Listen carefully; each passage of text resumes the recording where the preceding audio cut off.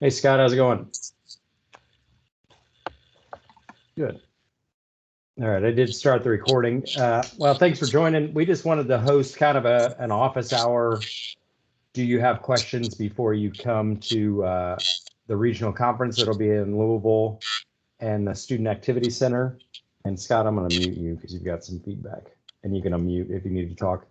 That'll be on March 2nd. So we did extend the deadline. We do currently have 68 people registered to come, which we're pretty happy with considering this is the first time we've hosted this region, and it's a fairly small region, simply because it's JCPS and any county that touches it. And so we just wanted to host this to kind of help you understand any ins and outs when it comes to registration. Any questions you may have about the regional prompts or even running students for a regional office position. We don't really have an agenda. Like I said, we just wanted to open it up and allow you to ask questions. And then Andy and I can kind of chime in and help you understand, the little nuances that there are with any conference that happens. One thing I'll address, Lynn Neal from Shelby County emailed me today. He was asking about the dress code. So at regionals, we require business casual or higher. So if students want to come in a polo shirt and khakis, that's great. If they want to wear a suit, that's great too. We deter students from jeans and t-shirts, and we want them to understand what it's like to dress professionally. Like, what does it look like when you're an engineer in the workforce and out in the field? So polo shirts, khaki pants, or blue pants or a blouse, and slacks would be great. But you'll see some students come, at least in other regions, they'll come in full TSA attire, the blue blazer with the blue shirt and the red tie and gray pants and black shoes. That is not an expectation at regional, and actually it's not an expectation at state either. We run our kind of a lax dress code compared to what the national conference does. So just in case any of you had a question about dress code, and then VEX, same thing at state. Lynn was asking about our VEX competition. It'll be business casual or above. And if you go out to our state website, we actually have a poster that helps you and the students understand kind of what we expect students to be, how they should dress. And so it just shows them eventually. Yeah, so if they're running for, I don't know what just happened. It says access denied. How can I be denied access to my own document? But I'll have to fix that. That's bizarre. Anyway, it just shows some, like an infographic, so students understand what we expect. If they do plan on running for state office, and I'm not sure, most of you are new advisors and you may not have a student interested in running for state office, but they do have to wear official attire when they're campaigning. I have no idea where that document is. That is weird. Let me see if I can find it. Well, I'll pull it up here in a minute, and I got to fix that link. I don't know why it crashed on me, but any questions relating to dress code or kind of what's expected when you come to a regional or state event? And we'll host another one of these specific for state once we get through the 5 regional conferences. So probably early April, we'll host another just informal, how do I click certain buttons to make certain things happen? Because I understand, we have 30 plus competitions at the high school level and another 30 plus at the middle school. And for you as a new advisor, or even Stephen being a veteran advisor, to understand all the ins and outs of every competition is a struggle, and I get it. I mean, Andy and I were both TSA advisors when we were classroom teachers as well, so we understand that for sure.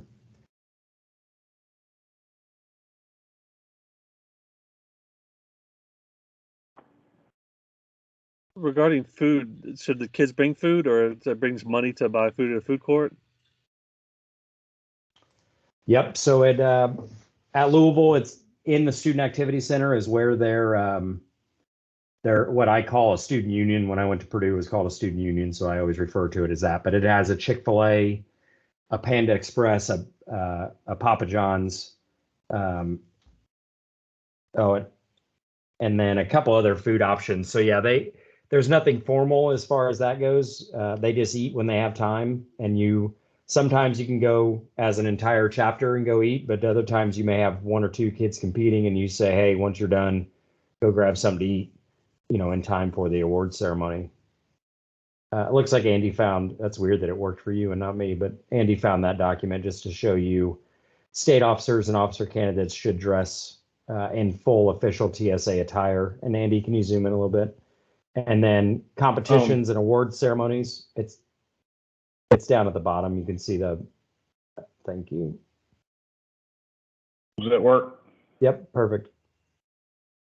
And then the only exception at state, and we don't run chapter team at regional, so that's not an issue, but chapter team is where they bang a gavel and go through a full business meeting where they're reading minutes and, they have new business and old business. So that one, they do have to dress like an officer. But honestly, we don't have a lot of schools that do that event, maybe 3 at the high school level and 1 or 2 at the middle school level every year. It's not a very popular competition.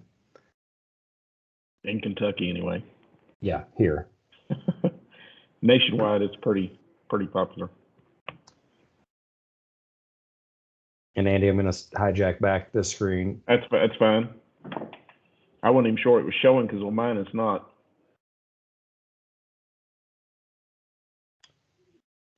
Yeah, but Scott, to kind of answer your question, we don't pay for that meal. That's something that kids need to bring. Some parents send a prepaid debit card. Others send cash. We ran into an issue at EKU. They are a cashless university now, and for parents, that's a pain. But we're just made sure that those chapter advisors were aware of that early, so they could do prepaid gift cards, or the teacher could collect all the money and then use their debit card. So that shouldn't be an issue at Louisville on that date. Parking, because it's Metro Louisville, is a little bit wonky. So if you haven't taken a look at this document, and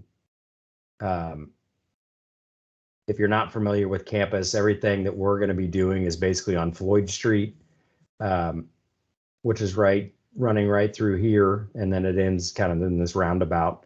So there are 2 drop-off places your buses can come in. This is the Porter Building, which is the Education College. Drop off at this roundabout, or down here next to the natatorium, there's another roundabout, so they can pull in, drop off, and then take off. All the events happen in the Student Activity Center, except for PVC kayaks will be in the natatorium, because obviously that's where the pool is. So if your buses plan on staying, they need to drive down Floyd Street, park in the purple lot on the other side of the stadium, Cardinal Stadium. They can sit there until you're ready to be picked up. A lot of you are local enough, they'll probably go and do whatever they do during the day, drop their bus off, and then come back and get you later on that day.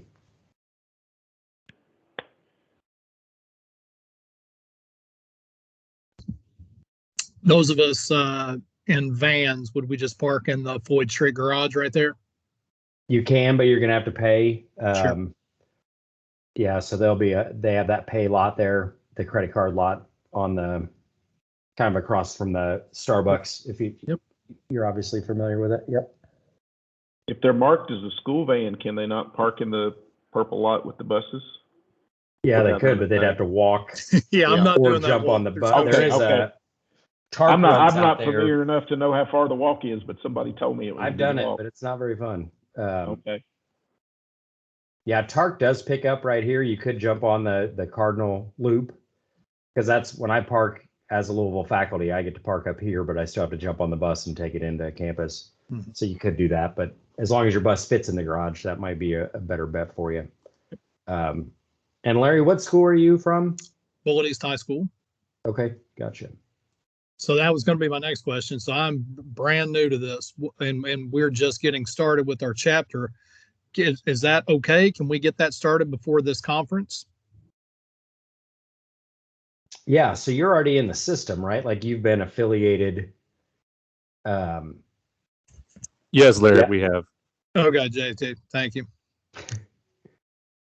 Yeah, so I just saw that JT was on here too. So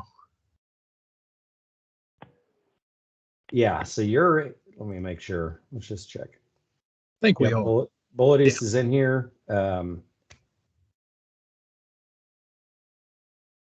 Let's see.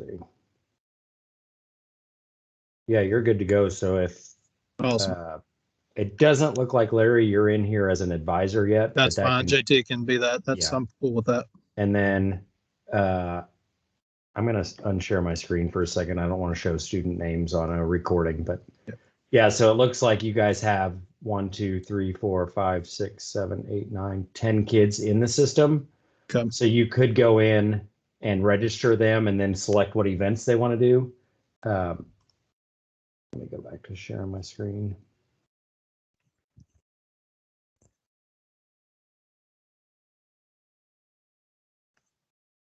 Yeah, and it just depends on their interest. You know, if you Yep.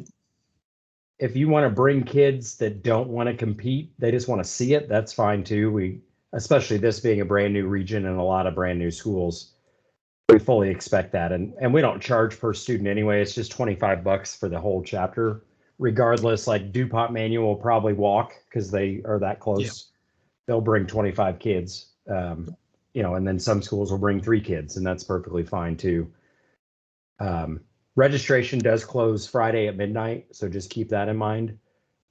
These events at the top are online only, so if you have kids that don't want to come but they want to submit, you know, a music production, like a song that they've created, as long as it meets the specifications that we have, they can do that. And then these are all the on-site. So if you have kids interested in CAD, that one's kind of nice because they don't do anything beforehand. They just show up, we hand them a prompt, and they have 2 hours to work on a laptop in Inventor or Onshape or whatever software they use to solve whatever prompt we give them, and same with architecture. And then drones, that one, they show up with their drone in a program that they've pre-written, and then they test it in the room, and we time them to see how efficient they are when it comes to flying that drone in the obstacle course. And then PVC kayaks is probably the most fun to watch, because watching a kid just sink a boat in a pool made out of PVC and duct tape and marine grade shrink wrap is just fun to watch. So there will definitely be things for kids to do and experience, just walking through and watching the structures being broke, seeing how tech ball runs. So I would encourage you, even if kids don't. Now, you can't register in this system if they're not competing, but you can bring them, and we'll just have where they can write their name on a name tag when they get there. Sounds good. Thanks for that. Yeah, and tech problem solving is another fun one. I always told my students that it was like a MacGyver competition until I realized kids didn't know who MacGyver was anymore, and then it made me feel old. But they, you know, they have a bunch of stuff and they have to build. You know, if you're used to like instant challenges and Project Lead the Way curriculum, you give them a bunch of random materials and they have to solve a problem in 2 hours. So that one's fun to watch too, because they're doing a lot of testing and designing and redesigning on the fly. And that's one that all you really have to do is build a toolbox and bring that with you, and then we supply all the consumables. So that one, there's not a lot of upfront prep, whereas like structural, you got to build your truss at your school and then you bring it and we break it. That one, when you get to state, you actually pre-build one, and then if you qualify for semifinal, you come back into a room and build one on site, and then we let them dry 24 hours and then we break them the next day. So that one's, those are my favorite events as a teacher, because it keeps kids busy longer. So they're not just dropping something off for 5 minutes and they're at state for 2.5 days. So I always made my students do kind of a heavy on-site competition, and then one that maybe they did a lot of work up front, like engineering design, where they're doing a poster board and doing everything at school, and then they come and present for 5 to 10 minutes, and then they're really just done with that competition. So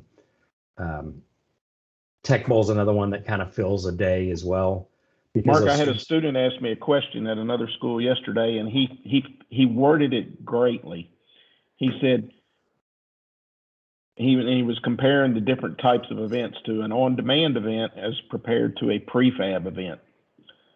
and that kind of the drop off versus On doing demand something versus prefab. Yeah. Yeah. CAD or things like that, or on demand, and things that you have to prepare in advance or prefab. Yep, that makes sense. Another thing I'll just point to, and this was covered in our orientation video, but just in case you haven't had a chance to watch that, we do limit how many, like if you have kids interested in engineering CAD, that you can only send 4 kids from your school. So keep that in mind. And this document kind of helps you understand how we're running it at regional, because we condense these competitions into one day. We do have to do, like Tech Bowl doesn't have a written test like it typically does. And then on like drones, unmanned aerial vehicle, we're doing autonomous only. So there's not the manual flight that you would see at our state competition. So use this document to understand the expectations for the events that we're running just at the River City region. Where did you get that particular document you have pulled up there? Is that on the It's big called- Google Classroom that you have? Is that on the TSA page? Which one was that on? This is KentuckyTSA.org/regional. Yeah, and it's this entry limits document here. Okay, just double checking, because I thought I had seen that one, but I couldn't remember where. Yeah, and I promise as you get used to kind of our flair and how we do things, we try to keep it consistent from region to region as well as from regional to state. And then Andy and I have no control over nationals. So if you have students interested, probably not this year, but if you do, that's great, but it's in Dallas this year. But in 2023, the national conference will be in downtown Louisville. So that's something, even if you don't have kids that are competing, just for you to come and, register, pay that $100 and come see it, see what, 8,000 or 9,000 kids from across the nation look like. We were excited that they chose Louisville as the host site for next summer. Yeah, and then the themes, depending on the event, are in here too. And we probably should condense all of this into like one document. And maybe we'll do that for next year. We'll get some feedback from teachers. But so depending, this one's pretty self-explanatory just because the themes at regional. But if you have students interested in children's stories, they do need to go check the TSA national website, and it'll tell them what that theme is. And make sure you don't go right to middle school, scroll down to high school. So here's the theme for children's stories. Or if you have kids interested in coding, this is the theme. So they need to be familiar with this. Engineering design has a theme as well. Most of the time they're very broad because they want to see how students interpret, and it makes it a little bit easier for judges to judge that way as well. And then prompts, these will start coming as the events get closer. So this document probably doesn't have much in it right now. Yeah, so we'll post the essay prompt, and then kids have, I got too many tabs open now. That essay is going to be due on Monday, the 21st by midnight. So on the 21st in the morning, we'll post the prompt, and they have all day to write their essay and then submit it. So it's kind of an on the fly submission. And then drones on the 23rd, we'll post what the obstacle course looks like for the drones. And if you're not familiar with that, you should have, if you don't have access to our Google Drive, Larry, you probably don't actually, or our Google Classroom, just because you're not officially an advisor, but I'll add you in here in a minute. But our state only competitions are in this Google Classroom. So that logistics competition that is brand new is in here. PVC kayak specs are in here. Social media will run at state. Flight Sim runs at state. And then the drones competition. So how we level the playing field with drones is the week before the event, we'll send out what the obstacle course looks like. And then everybody has 1 week to program their drone to fly through that obstacle course. So that the components will always be the same. So you'll always have 2 buildings, that we're calling these. You'll have 2 tunnels and then an elevated tunnel. So you could pre-build these and have them ready. And then a week before, you say, all right, kids, put these two buildings here and the tunnels go here, and then there's a landing pad here. And so they have that week to then program in Scratch or Python. And we use the Tello drones, if you're familiar. They're about $100 a piece, so they're relatively cheap.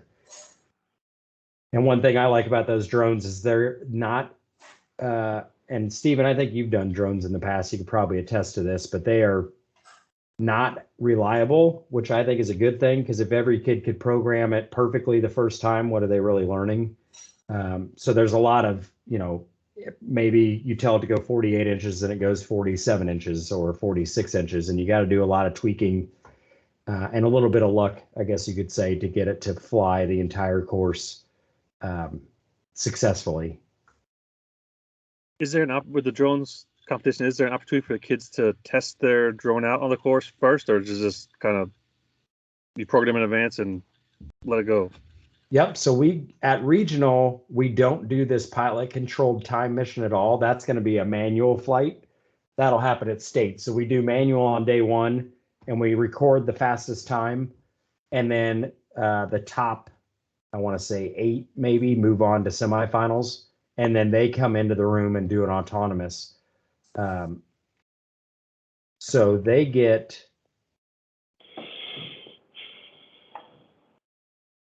I want to make sure I don't say this wrong. At regional, I think we give them 20 minutes. And if they come in and it doesn't, it hits one of those obstacles and crashes, they pick it back up, tweak some code, maybe run it again. So they have 20 minutes or 30 minutes, depending. At state, it's 30 minutes because this document's written for state. Right now, we don't have a lot of entries in that competition, so I don't think 30 minutes is going to be an issue. So if they could do it 20 times in that 30 minutes, they can, and we'd record the best time or the farthest. If they cleared 4 obstacles, then they're going to get, they'll get 80 points, basically, if that makes sense, Scott. Yeah, did I understand correctly? You said for the regional competition, it's driver control or manual control for the first rounds, and then the best times go on and then do fly via code. At state, yeah.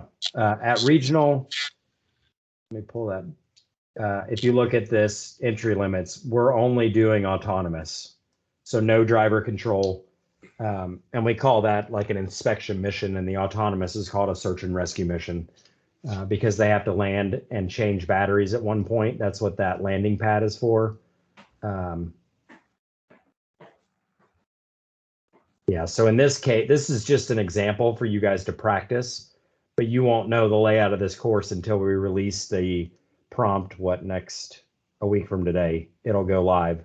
And then your students will have a week to program, test, retest, get their code as good as they can. One thing I'll caution you is, if you program on tile and then you come and it's carpet, it's going to throw some things off. So your students need to be ready to program on the fly. They should have an iPad or a Chromebook or whatever device they're using to program. Most schools use drone blocks to program in. It's a Scratch-based programming language, completely free.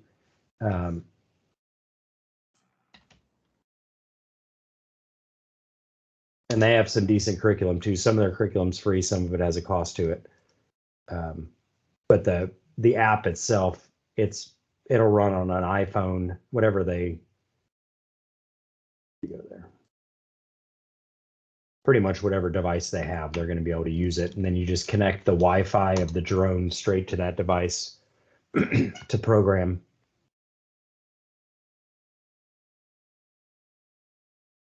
Mark, I got to run, but JD can fill me in on anything that I missed. Thanks for taking the time out to meet with us, man. Yeah, no problem. And I'll add you to that Google Classroom Yep. just so you have it, Larry. Awesome. I appreciate it. Take care, man. All right, see ya.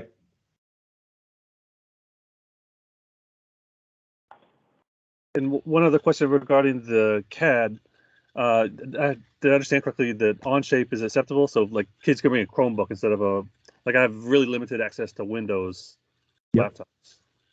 Okay. And if I have a kid that really wants to do an inventor, can I bring a desktop? Yeah. Okay. We'll just have to make sure that and all that stuff.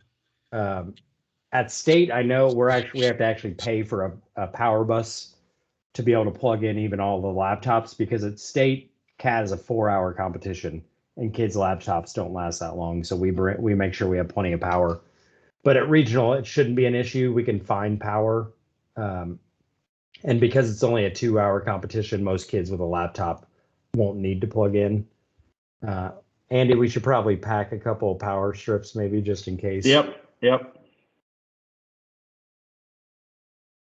But yeah, we typically don't see desktops much anymore, but occasionally, I mean, when Andy and I were advisors, that's the only thing there was. So you'd lug in an old CRT monitor with a big old tower, and it was a pain in the butt. But yeah, that would be completely fine, Scott, to bring something like that. And I think that's kind of it as far as like the documents. We will need a waiver signed from everybody coming, but that's something that you can get filled out later on. Just a COVID waiver and I think that's it as far as this goes. Once you submit registration, it'll automatically generate an invoice. You can pay that $25 fee. And then all those early entries, if you have kids interested, that's going to be due on that Monday by midnight. Does JCPS and Meade County have Monday off in Bullitt County for President's Day? Yeah, we have PD. Yeah. Teachers work, no kids. This coming Monday, yeah, is for JCPS's parent-teacher conferences. Yep. So that's when all the early entries are due. So your students can just go to the regional website and they just open up the agenda. And if they need to submit, I don't know, essays, for example, it's just a Google form and they're going to submit this by midnight. They just fill out their information and then they upload a PDF of their essay. And same thing, if you have kids interested in kayaks, they have to submit their documentation so we can prejudge that. We don't have to waste a lot of time on site judging their kayak. Same with children's stories, they submit their documentation, but then that one they actually come on site and read the children's story to the judge as if they were presenting to kindergartners or first graders, like the theme says. And then engineering design is online only, so they're just going to submit their documentation. We're going to judge it based on that. I will tell you, and this is not an unfair advantage for those on the call because everybody can watch the recording, but let me show you what our events look like right now. And Andy may not like that I'm doing this, but I kind of like it.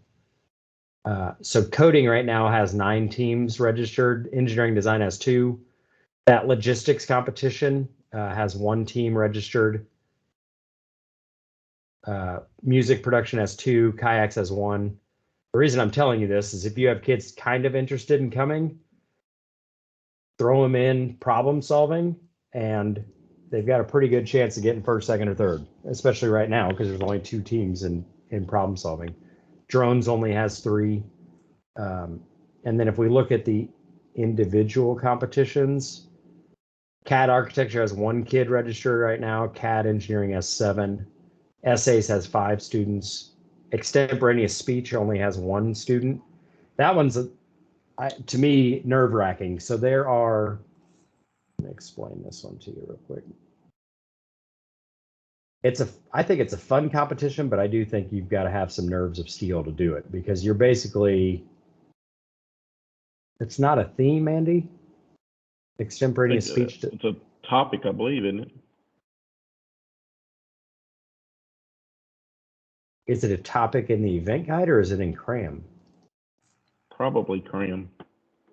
So they don't even know until they get 15 minutes or 10 minutes before they show up, before their scheduled time to compete, and they're given the topic and they have 15 minutes to get their notes together. 10 or 15 minutes, whatever. But that's what extemp is. You're asked to speak on the fly on the topic. Yeah, so students are given technological topic. Yeah, they basically walk in a room and draw a topic out of a hat, and then they have 15 minutes to prep in their brain, and then they walk in front of the judges and present in 3 to 5 minutes. So to me, like I said, I think it's kind of fun, but you've got to have a little bit of nerves of steel to not really know what you're going to be talking about 15 minutes before you're going to be talking about it. So Um, yeah, anyway, that one only has one. Well, And we've all then- had at least that one student that you could mention one thing and they will talk for 30 minutes Yeah, that's without true. missing a beat. Yeah, Some I've got people that are- one. I might pitch that to one of mine. Yeah. Well, and like I said, with one entry right now, you have a pretty good shot at getting kids to place. We don't qualify from regional to state either. So if you have kids that don't come to regional, they're welcome to come to state. If you have kids that come in dead last at region or DQ'd for some reason, they're still welcome to improve over the next month and a half and then get their project ready to submit at state. And same goes for nationally, which you probably wouldn't guess that, but some events at the national level, like CAD, we can only send 3 CAD students from the whole state. Two. Is it 2 Two. now? Yeah. Whereas other events, let's see, board game designs, maybe a decent example of that. Yeah, so board game design, when you're looking at these event guides, these are all built for nationals. So board game design, you could technically send a team per chapter. So we could send 102 board game designs to nationals if we wanted to. I don't recommend that. If my students, just to give you my personal opinion, if they didn't place in the top 2 or 3 at state, I did not let them go to nationals. Now, if I had a student that was first place CAD engineering at state and they wanted to do board game while they were at nationals, sure, you can take a board game and present it. But I'm not taking you, if you got dead last at state, I'm not taking you to nationals to try to compete. Because nationals is a whole another level of quality that we don't have in Kentucky in a lot of these events. And I don't mean that in a bad way. I'm just saying that we don't have the numbers like Florida that has 40,000 members or Texas that has 28,000 members. We have 8,800 members. So just keep that in mind. The scale is crazy. We do occasionally, we always have kids that place in the top 10 nationally, which is exciting. Occasionally we'll have somebody in the top 3, but not very often. Going back real quickly to extemporaneous speech, public speaking is one of the 21st century skills. So it does tie in. It's just a leadership event rather than a skills event. But it is a 21st century skills, public speaking is. Yep. Yeah, and another one I didn't mention, Tech Bowl. A lot of my students were like Governor's Cup kids, and so they love that event. It was just quick recall. And so that one only has 3 teams right now. So if you have that is a team of 3, and we currently have 3 teams registered. That doesn't mean because we extended the deadline that we don't have 12 sign up by midnight on Friday, but I'm just telling you right now, you may want to look at some of these low hanging fruit engineering design. You could put something together. A lot of you are doing engineering design type projects in your classroom already. And especially Scott, I noticed the theme is kind of right up your alley when it comes to civil and architecture. So not to say you could throw something together between now and the 21st, the 21st, because that's an early entry submission. Does everybody know where to go get the event guides? So you know all the ins and outs. These little documents here that show you all the rules and regulations specific to each event. I remember you showing them at the thing over Okay. the summer, but I don't remember where they were. Yeah, because the rubrics are crucial, especially this box. If you have kids that come to state, for example, and they don't bring their portfolio on 2 flash drives, they're automatically disqualified. Like, we don't even judge it because there's no way to, they're going to get a 0 out of 110, so they're not going to be in the running anyway. So that go, no go it exists in every rubric. And that's the first thing that kids need to make sure they have everything. Otherwise, it was all for nothing. So when you go out. Oh, okay. Never mind. I was just going to say, if you can get to your login where you register your students, there's a tab. Yeah. Mark's going to show you ours. Yep. Ours will look a little different. But if you go out to TSA Web, the national website, tsaweb.org, and click on the login button, and then you'll have a username and password. So in here, you'll have a total TSA tab. and you won't see some of this because some of this is middle school, but since you're only high school, but competitions. And then there's two different ways to download. This is a full PDF, which is 468 pages. not that you know that by heart, Andy, but there it is. So yeah, it has every event in one document. I always put that on my students' desktop or in a Google Drive so they could always access it. It does have a nice bookmark table of contents over here. So if you're just interested in Dragster, you can click on that. It'll show you everything you need to know about Dragster. It has a lot of things for you as a teacher as well. So it has like alignment to NGSS, alignment to the new standards for technological and engineering literacy, AP computer science, ISTE. You can see all that here. Keep in mind, this is all national. So when you click dress code, it's going to say you have to wear that, what I showed you earlier.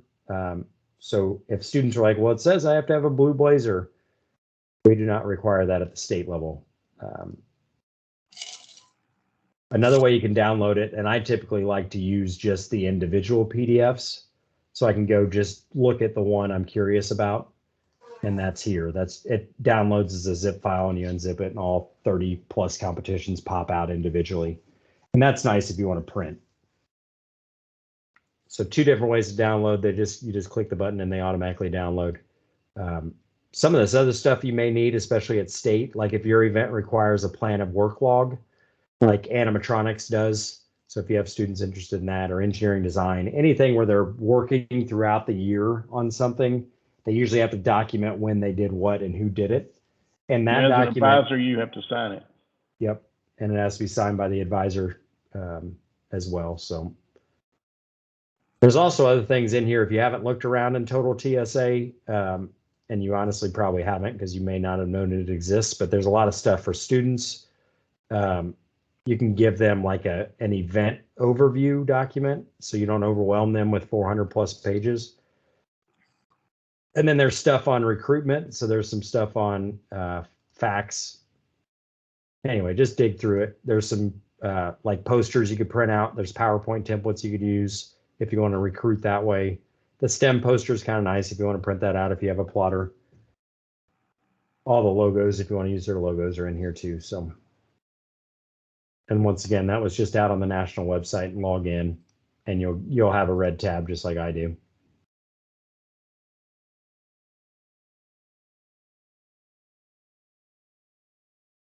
Andy, can you think of anything else?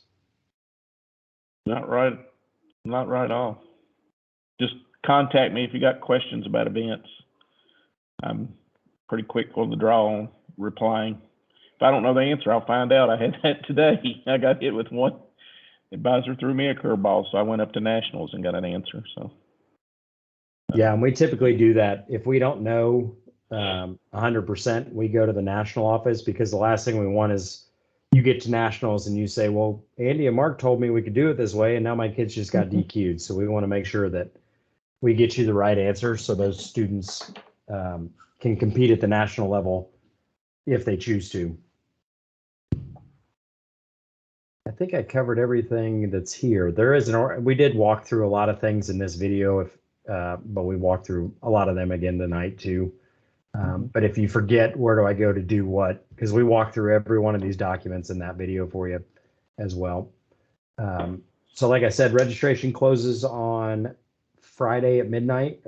And then those early entry submissions are due that following Monday. So students can go ahead and work on those now. I mean, they can always submit early, they just can't submit late. So keep that in mind. And then certain prompts like the essay prompt and the drones prompt will be coming, and it'll all be, the nice thing about this document is a PDF in my shared drive. So if I update it, it automatically updates on the website too. So you'll see essay prompt will go live Monday morning. Drones prompt will go live Wednesday morning. So your students will have access to that. And then CAD, you can see in coding and tech problem solving, they won't know what they're doing until they get there. So that one, they're in suspense until they walk in the room. And they're given 2 hours for all 4 of those events. So each of those events is a 2-hour long event.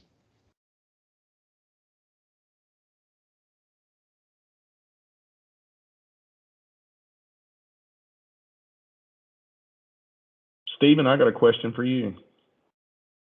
Yes. How long have you been in Meade County? I've been teaching in Meade County for 9 years. I've just 9 been years. in the engineering part for 4. Well, okay, I was just wondering if you worked under Mitch Crump. Well, I can't remember when he left.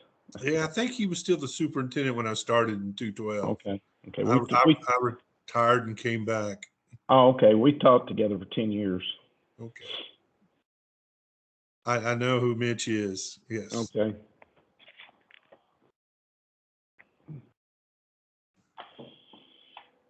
All right, I'm going to stop the recording and feel free to ask any questions that maybe